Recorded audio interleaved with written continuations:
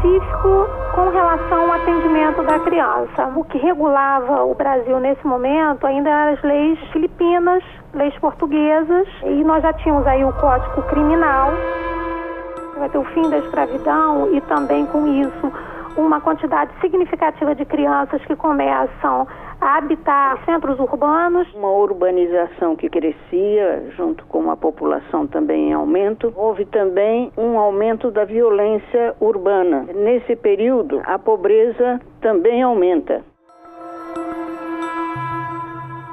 Havia até então uma proteção da criança abandonada através de uma instituição que veio de Portugal para o Brasil, colonial, que é a Roda dos Expostos. Eram cilindros com dois buracos que giravam no próprio eixo, onde as mães, geralmente as mães solteiras, colocavam a criança em determinado ponto para que ela fosse pega no outro ponto sem se identificar.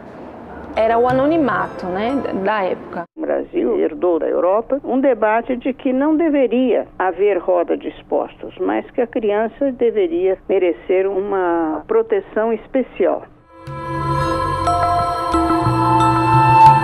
O Código Criminal da República estabelece como critério de responsabilização o que vai se chamar de teoria do discernimento. Seria feita uma avaliação psicológica da criança dos 9 aos 14 anos para verificar se ele teria discernimento, e a responsabilização e a medida adotada seria proporcional a esse discernimento. Se era plenamente compreensível a ação da criança, então receberia uma sanção penal como se adulto fosse, com alguma atenuante só, Então era imputável penalmente desde que fosse identificada essa consciência, digamos assim.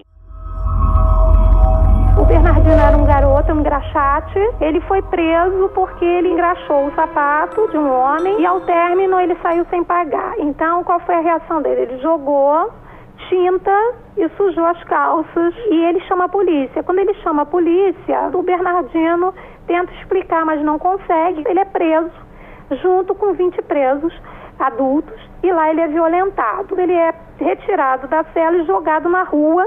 É quando ele foi levado para o hospital e lá ele narra essa história para o jornalista. Esse caso ele foi muito emblemático porque ele vai mobilizar uma série de discussões no sentido de mostrar a necessidade de espaços específicos para essas crianças, que era impensável você ter uma criança que fosse retirada da rua e levada para uma prisão comum. Casos como o dele permitiram demonstrar a situação que vivia essa infância, em particular quando essas crianças eram levadas para as prisões.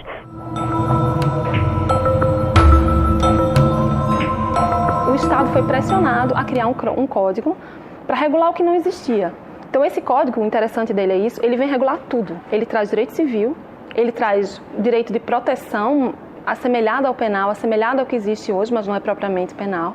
Ele traz direito do trabalho, ele traz questão de adoção. Ele divide as crianças em 2 grandes setores. O setor das crianças de elite, brancas, ricas, e a grande maioria da criança brasileira, que é a criança pobre, negra, abandonada, delinquente. E essa criança recebe o nome pejorativo de menor. Menor era aquele sob a tutela do Código de Menores, que era ou vadio ou delinquente. A vadiagem era o meio para o fim da delinquência.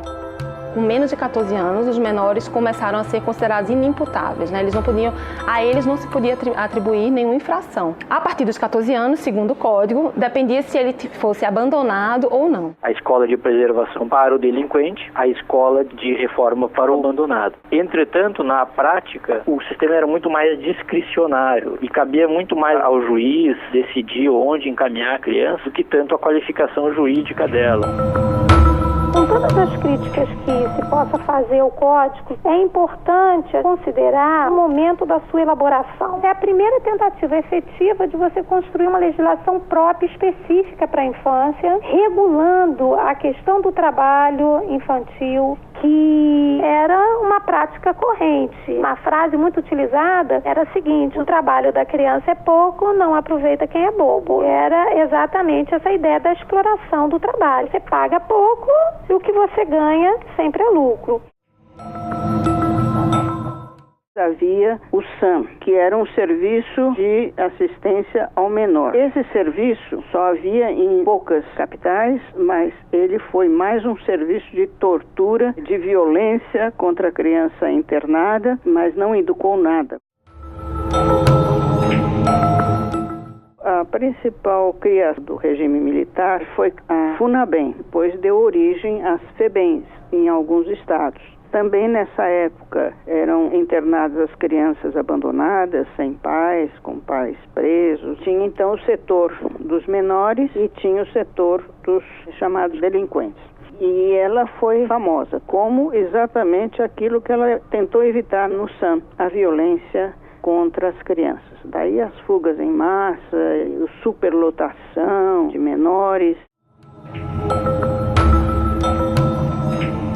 Houve uma reviravolta em 1990 com a criação do ECA e foi considerado uma revolução, um código aperfeiçoadíssimo do direito nacional brasileiro, mas na verdade o Estatuto da Criança e do Adolescente é quase uma cópia da Convenção Internacional dos Direitos da Criança e da Declaração Universal dos Direitos da Criança de 1979.